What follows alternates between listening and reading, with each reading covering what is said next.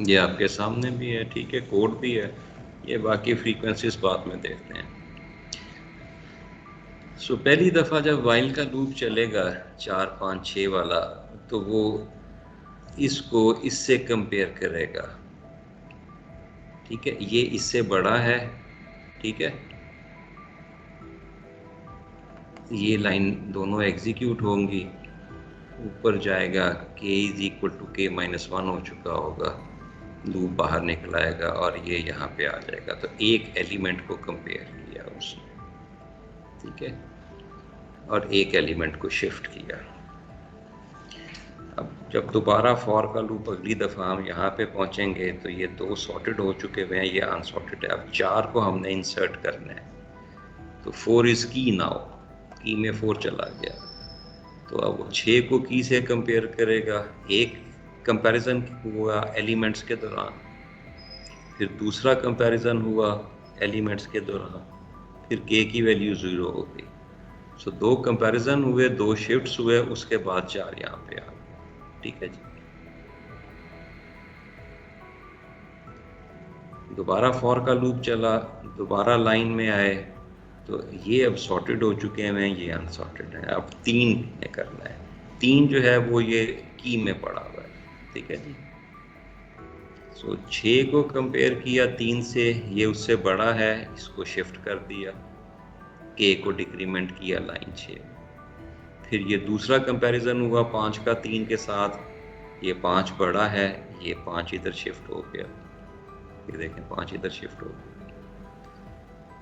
फिर k decrement हुआ, फिर 4 3 से कंपेयर किया, फिर ये 3 कंपैरिजन हुए, ठीक है, ये 4 इधर शिफ्ट हो गया, k माइनस 1 0 आ गया, 0 आ गया, बाहर आ गया, इधर आ गया। सो यहाँ पे एक कंपैरिजन हुआ था ARR k का की के साथ, यही कंपैरिजन सिर्फ हो रहा है। यहाँ पे 2 कंपैरिजन हुए, यहाँ पे 3 कंपैरिजन हुए, ये सिचुएशन आ गई।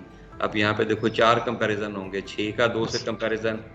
एक्सक्यूज मी सर, आपने ब्रेक करके क्यों लिखा हुआ है 2 + 1 1 + 1?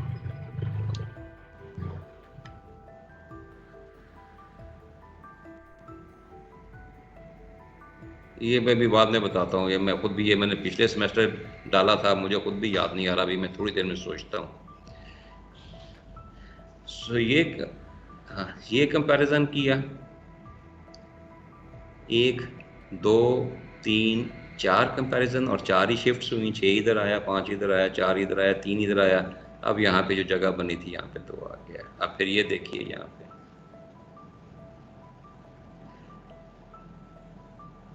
आखिरी दफ़ा फॉर लूप चल रहा है। अब ये एक कंपैरिजन की में 1 पड़ा हुआ है, अब की में 1 पड़ा हुआ है,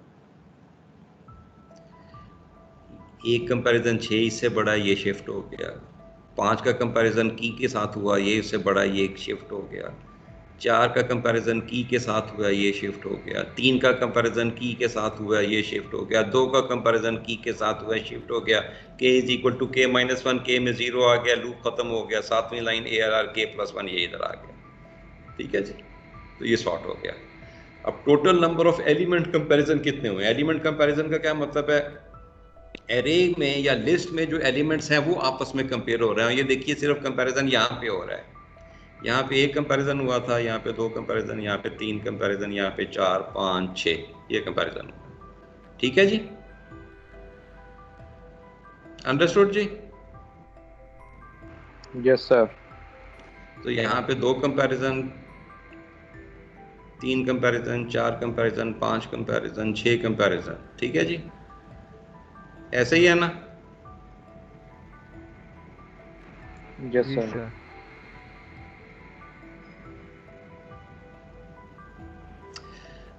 इन सब का सम ले लिया, वो ये आया, n+2 into n-1 divided by 2, ठीक है जी।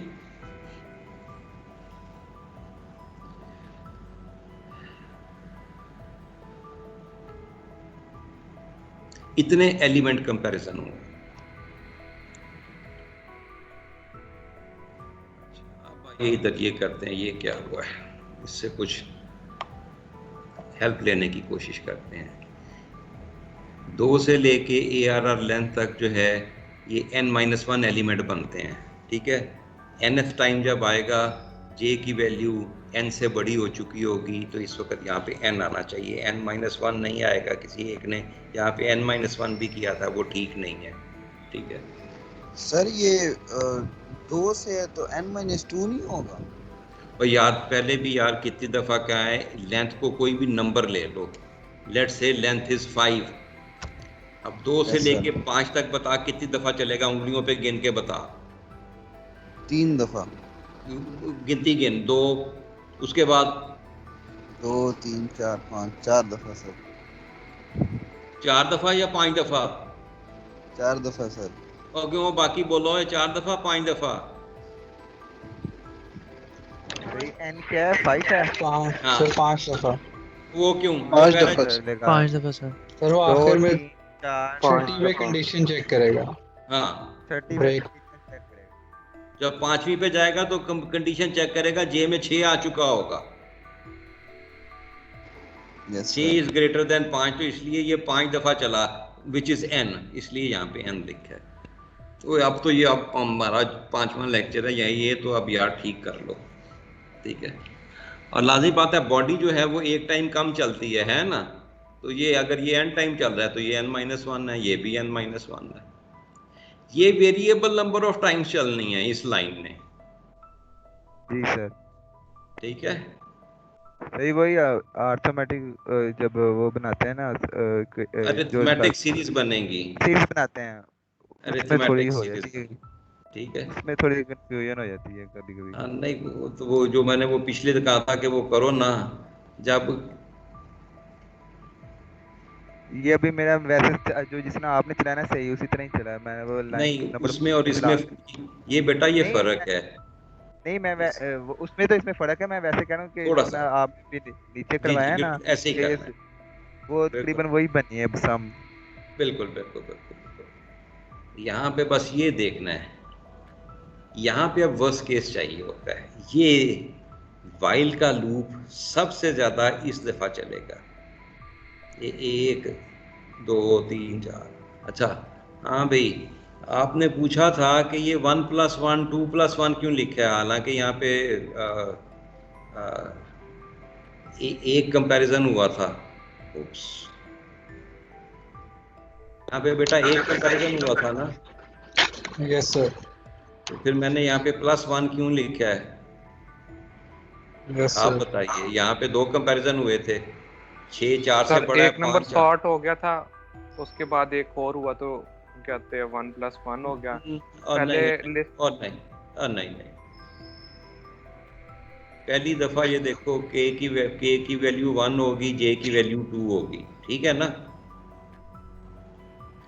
पहली दफ़ा जब यहाँ पे आया तो j की वैल्यू 2 है ना, जी सर। k यस की सर। वैल्यू 1 है, के की वन है।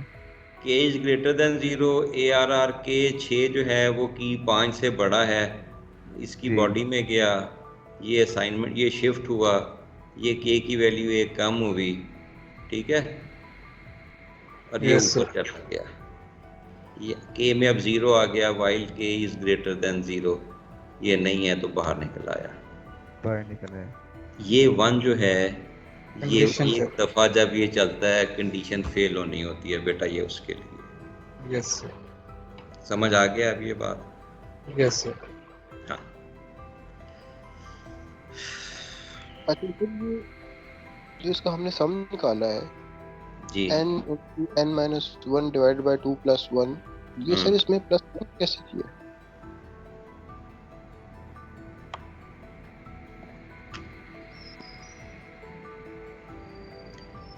ये कागज पेंसिल है, जी सर है।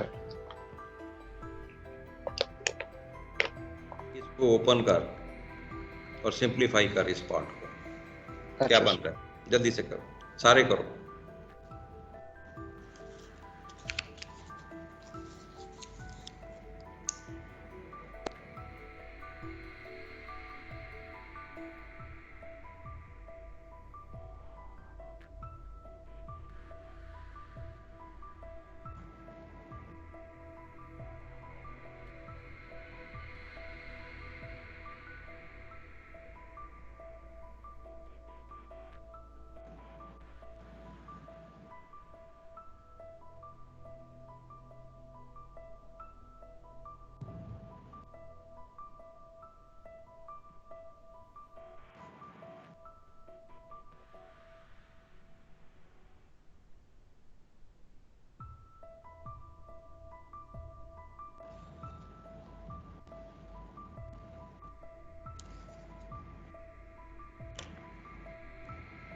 सर ये हो गया n square minus n plus 2 divide by 2।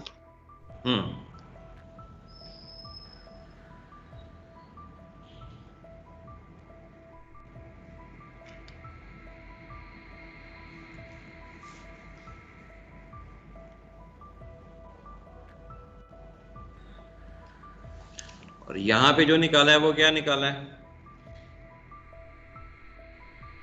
n plus 2 n minus 1 divide by 2।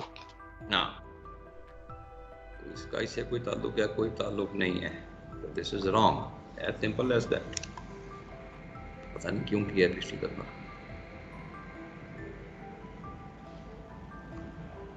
Let's correct it.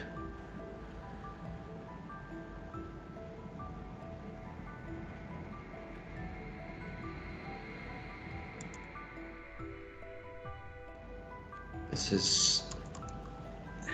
n plus 2 into n minus 1 divided by 2। ये क्या चलेगा बेटा, आप ये बताओ।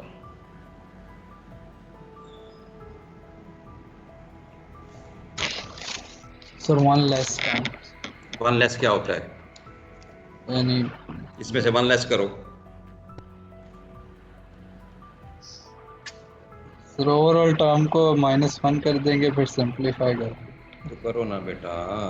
कह रहा हूँ सर।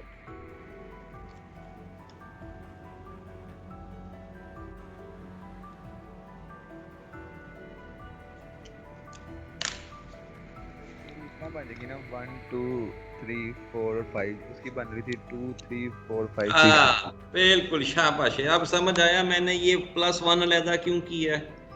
जब लाइन 4 को करना है तो इसको ऐड करके 2 + 3, और जब ये वाली लाइन 5 और 6 निकालनी है तो उसमें ये एक दफ़ा कम चलेगा, ये एक दफ़ा कम, ये एक दफ़ा कम, ये एक दफ़ा कम, ये एक दफ़ा कम, ये एक दफ़ा कम। अब सीरीज जो बनेगी 1 2 3 4 5 की बनेगी।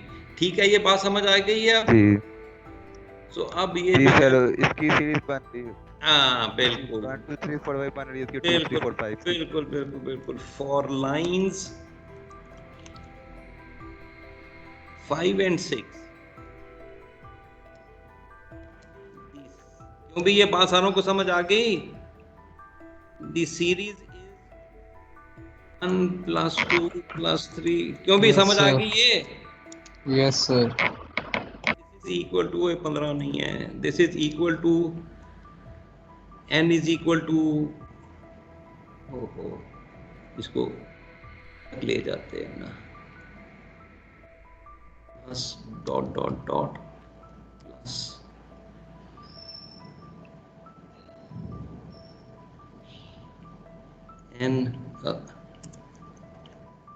n-1 तक जाएगा। ठीक है ना, ये n तक नहीं जाएगा, ये n-1 तक जाएगा। बेटा ये बात समझ आ गई?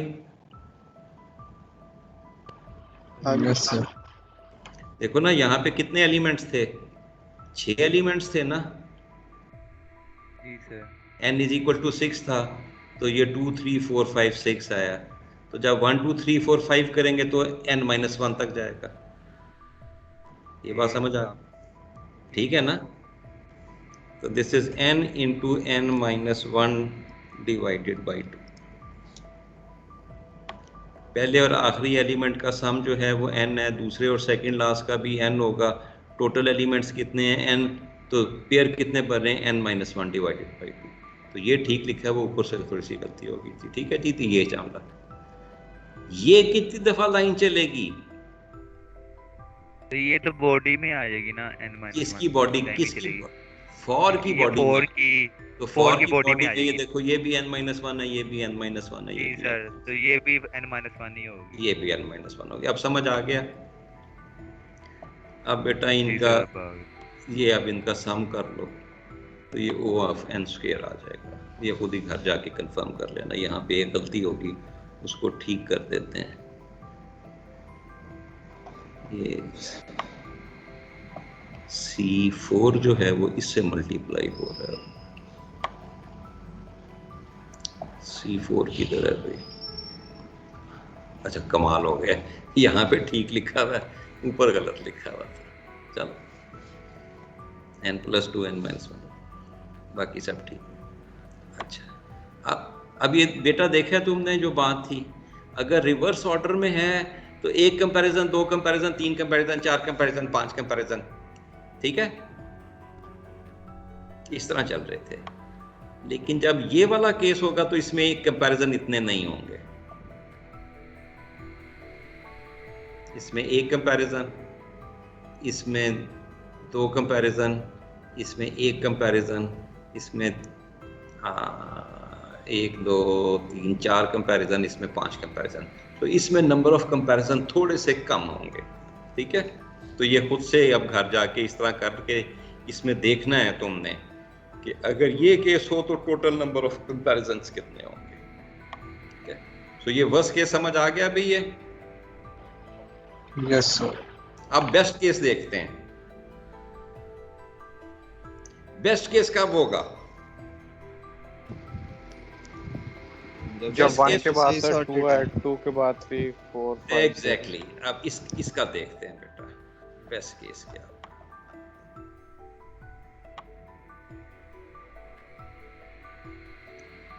अब ये इसी तरह करके देखते हैं ना जैसे पहले किया था। इसको मैं ग्रीन कर देता हूं कि शुरू में ये पार्ट जो है ये, ओए किधर गया,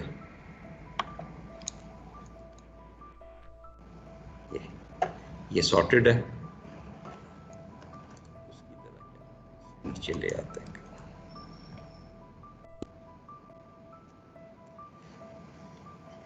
इसका इससे कंपैरिजन हुआ, 1 कंपैरिजन किया, ये उससे बड़ा नहीं है,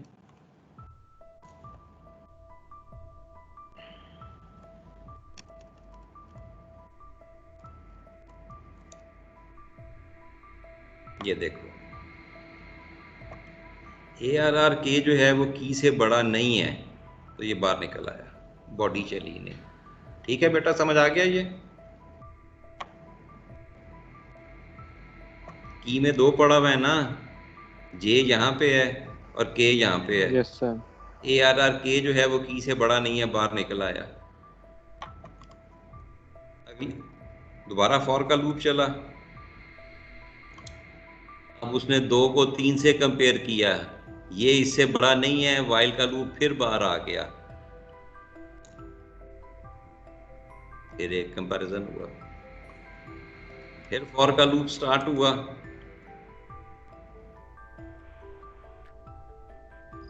तीन को 4 से कंपेयर किया, ये ARR इससे बड़ा नहीं है, वाइल का लूप नहीं चला, बाहर निकल आया, फिर 1 कंपैरिजन हुआ,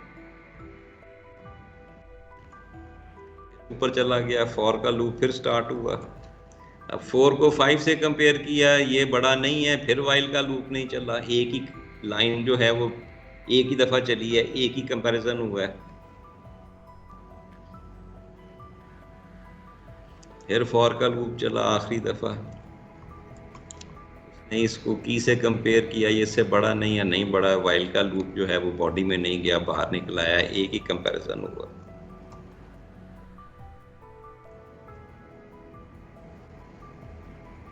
लूप खत्म हो गया, एल्गोरिथम भी खत्म हो गया। तो लाइन 4 जो है वाइल कितनी दफा चली है?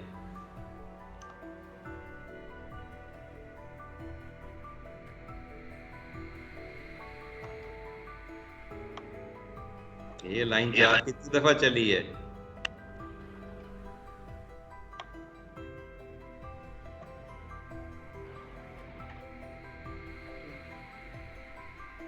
छह दफा। ओके, इससे यार ये लिखा हुआ है, ये 1 2 3 4 5 जमा कर लो। n-1 टाइम चली है। n-1 टाइम चला, क्या हो गया तुम्हारे साथ? यही काम पिछली दफा किया था, इनको जमा कर लिया था तो लाइन 4 इतनी दफा चली थी, वो वाइल का लूप इतनी दफा चला, वही करना था यार। नहीं सर, वो समझ लग गया है, वही यही कहा था। तो ये नीले जो हैं बेस्ट केस हैं, ये n दफा चला, ये 0 दफा चला, ये 0 दफा चला, ये n-1 दफा चला है। अब इन सब को मल्टीप्लाई करके जमा कर लो।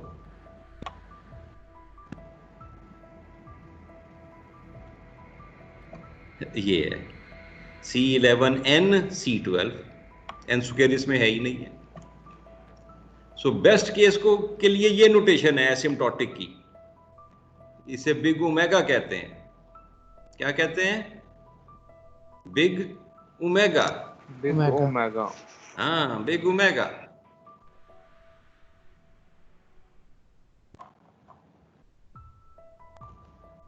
और ये इसकी डेफिनेशन है।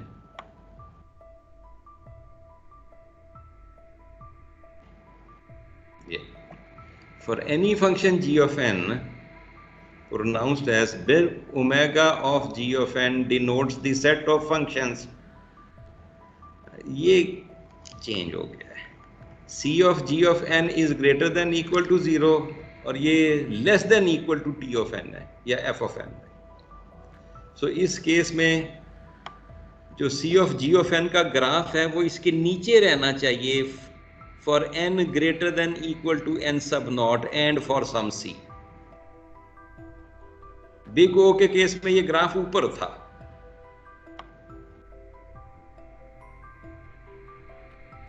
कि जो मर्जी इंस्टेंसेस ले लो और उनकी टाइम कॉम्प्लेक्सिटी निकाल लो, वो हमेशा इससे कम या इससे बराबर ही रहेंगी when n is greater than n naught। ठीक है, for some c। और इस केस में ये लोअर बाउंड है। बेस्ट केस जो है ये लोअर बाउंड बनता है, एसिम्प्टोटिक लोअर बाउंड। ये टी ऑफ एन की जो मर्जी इंस्टेंस ले लो, यानी प्रॉब्लम का जो मर्जी इंस्टेंस ले लो, उसकी टाइम कॉम्प्लेक्सिटी की जो इक्वेशन है वो सी ऑफ जी एन से हमेशा बड़ी होगी या उसके बराबर होगी एज इनपुट साइज जो है वो इंक्रीज कर जाता है एन सब नॉट से, थ्रेशोल्ड से। ये समझ आ गया आप?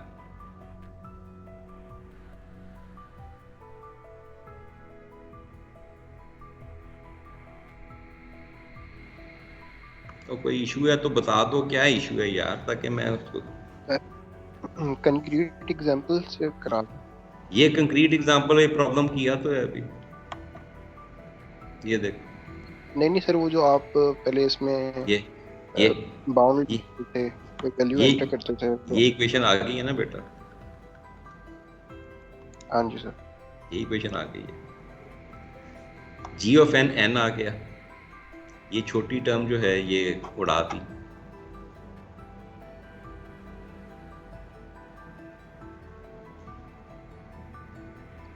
यहाँ पे एग्जैक्ट कोई एग्जैक्ट वैल्यू डाल दो ना, 10 डाल दो, 12 डाल दो, जो मर्जी डालना है।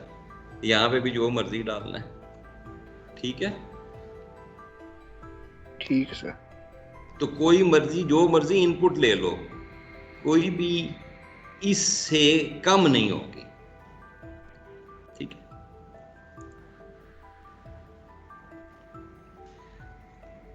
सो वर्स्ट केस में ये तुम्हारे सामने है। This is worst case, this is best case.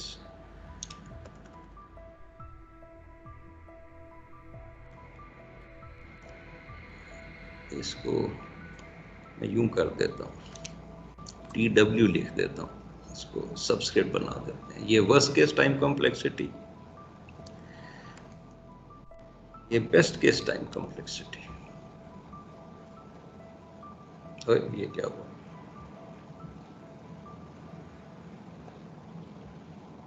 ये बेस्ट केस टाइम कॉम्प्लेक्सिटी। और तीसरी कॉम्प्लेक्सिटी ये होती है थीटा वाली। थीटा क्या होती है? उसमें सिर्फ ये चीज, बाकी सब कुछ सेम रहता है। उसमें भी देखो, पिछली में और इसमें में सिर्फ और एवरीथिंग इज, दो पॉजिटिव कांस्टेंट है, सी है, एन सब नॉट है, फॉर ऑल ये बदल जाता है सिर्फ।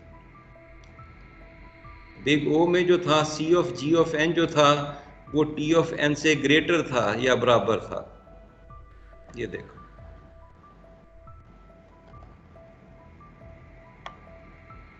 इस केस में सी ऑफ जी ऑफ एन छोटा है या बराबर है टी ऑफ एन के। और तीसरी नोटेशन जो ज्यादातर यूज होती है वो ये होती है बेटा, थीटा। ये कहते हैं theta, theta of G of N. इसमें कंडीशन ये होती है, इसमें ये लोअर बाउंड है, ये अपर बाउंड है। ये टी ऑफ एन का ग्राफ जो है ये C1 of G of N और C2 of G of N के बीच में होता है, तो इसे हम टाइट बाउंड कहते हैं, एसिम्प्टोटिक टाइट बाउंड। और यहाँ पे 3 पॉजिटिव कांस्टेंट होते हैं, जी ऑफ एन सेम रहता है, ठीक है। जो कांस्टेंट्स हैं वो 2 फर्क आ जाते हैं, और ये ग्राफ जो है ये बन जाता है।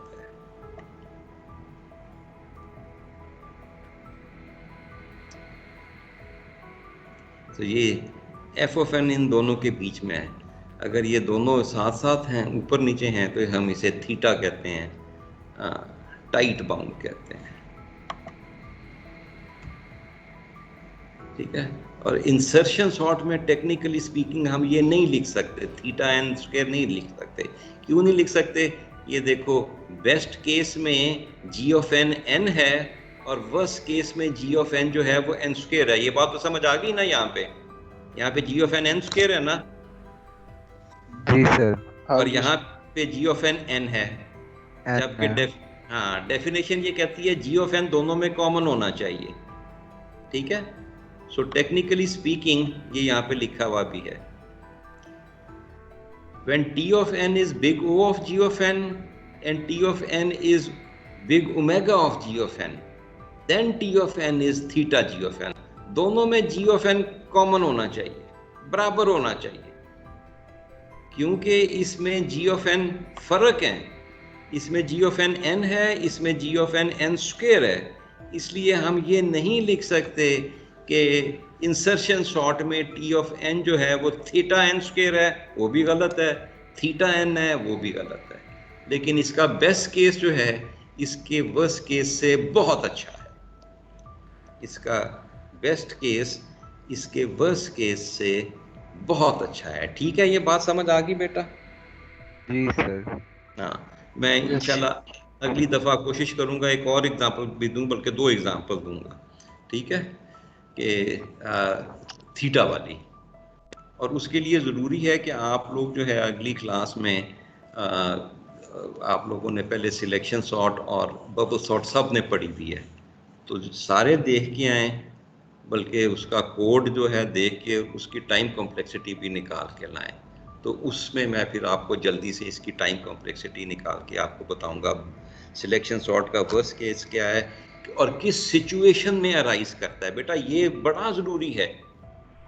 ये देखिए, बेस्ट केस उस सूरत में अराइज करता है जबकि इनपुट जो है ऑलरेडी सॉर्टेड हो रिक्वायर्ड ऑर्डर में, यानी ये जो एल्गोरिथम है हमारा ये इंक्रीजिंग ऑर्डर में सॉर्ट कर रहा है। तो अगर इनपुट भी इंक्रीजिंग ऑर्डर में सॉर्टेड है तो बेस्ट केस है। और वर्स्ट केस किस केस में अराइज करता है? तो जब भी वर्स्ट केस निकालना है, सबसे पहले आपने इंस्टेंस ऑफ ए प्रॉब्लम निकालना है, किस केस में वर्स्ट होगा, ठीक है, तब, वरना नहीं। पिछली क्लास में हमने कोई एग्जांपल, हाँ पिछली क्लास में एग्जांपल की थी, क्या था, हाँ बिल्कुल, पिछली क्लास में भी इस तरह की एक एग्जांपल हुई थी। क्लास एक्टिविटी में याद है ना, की थी पिछली दफा, बेस्ट केस और वर्स्ट केस की।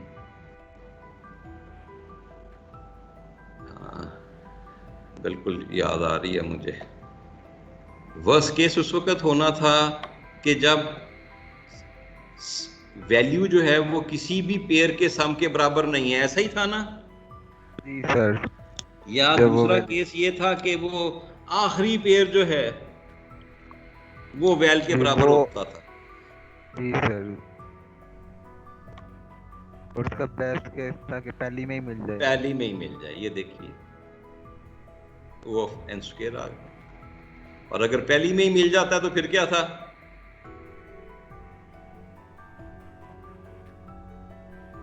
अगर पहली में ही मिल जाता है बेस्ट केस है। उस वक्त टाइम कॉम्प्लेक्सिटी क्या होती है?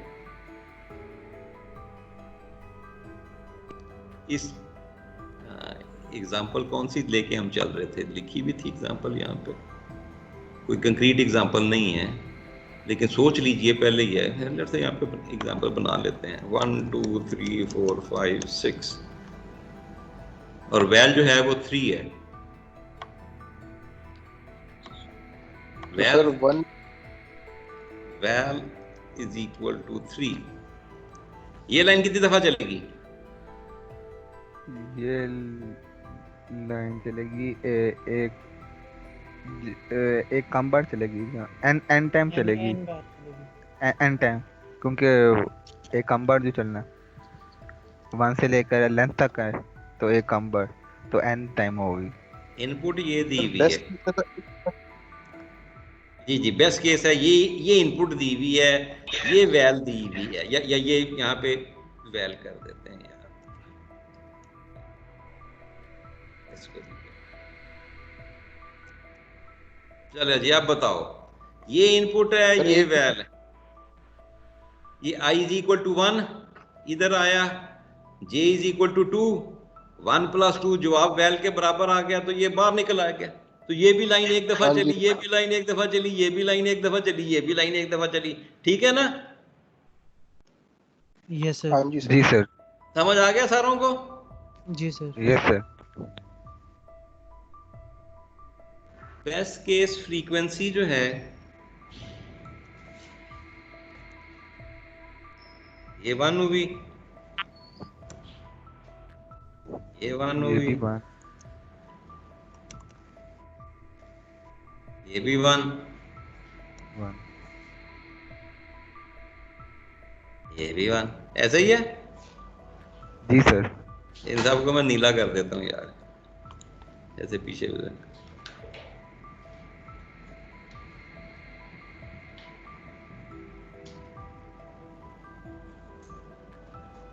ये नीले जो हैं बेस्ट केस में,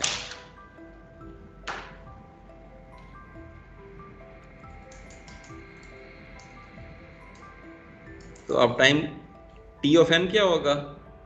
c1 + c2 + c3 + c4। जी सर, 4 आ जाएगा टी ऑफ है। ये इन सब का सम c10 लिख दिया, ठीक है। तो बेस्ट केस में एसिम्प्टोटिक कॉम्प्लेक्सिटी क्या होगी? फिर वो बिग ओमेगा आ जाएगा ना उसमें। ओए बेस्ट केस में क्या आता है? अभी बताया था, बिग ओमेगा बताया था ना आपने। बिग ओमेगा बताया था, बिल्कुल शाबाश, खुल जा भाई। इधर गया हुआ है, इधर क्यों नहीं आ रही? Insert symbol, where is big omega? G of N क्या है? ये तो कांस्टेंट है, सी है। What is G of N? G of N तो सही, वो कांस्टेंट तो आपने कहा था लिखते नहीं है, तो फिर नॉर्मली ये लिखा जाता है, ठीक है। हाँ, जो कि ठीक नहीं है टेक्निकली स्पीकिंग ये होता है बेटा। ये देखो, ये इक्वेशन जो है n की है, तो यहाँ पे n आना चाहिए, तो टेक्निकली स्पीकिंग n⁻⁴ है।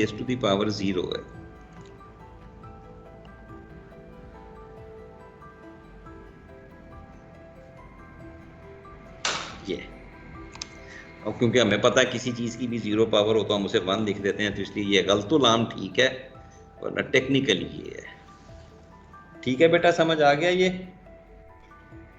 Yes sir. तो आपने बेस्ट केस पहले आइडेंटिफाई करना है, किस सूरत में बेस्ट होगा और किस सूरत में वर्स्ट होगा, वरना ये सारी चीज़ें जो हैं ये गलत हैं, ठीक है।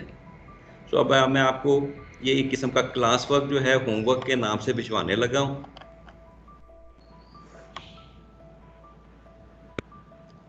एक तो वही है कि वो जो पिछली जो आपको मैंने कहा था उसका आपने नहीं किया तो आपने करना ही करना, नहीं किया तो आपके नंबर कटेंगे। ये वाली सिचुएशन जो है, इसका कोड भी था, इसकी आपने टाइम कॉम्प्लेक्सिटी निकालनी है। ठीक है जी। सर इसकी वर्स्ट केस में निकालनी है वर्स्ट या केस बेस्ट में केस भी, में? अब बेस्ट केस में भी, दोनों में। अब बेस्ट केस आज देख लिया ना, तो उसकी प्रैक्टिस करो अब बेस्ट केस की। पहले आइडेंटिफाई करो वर्स्ट केस कब होगा और आइडेंटिफाई करो बेस्ट केस कब होगा, और दोनों केस में फिर निकाल के देनी है। मैं आज भिजवाऊंगा आपको, और ये आपने फ्राइडे को भी देनी होगी मुझे।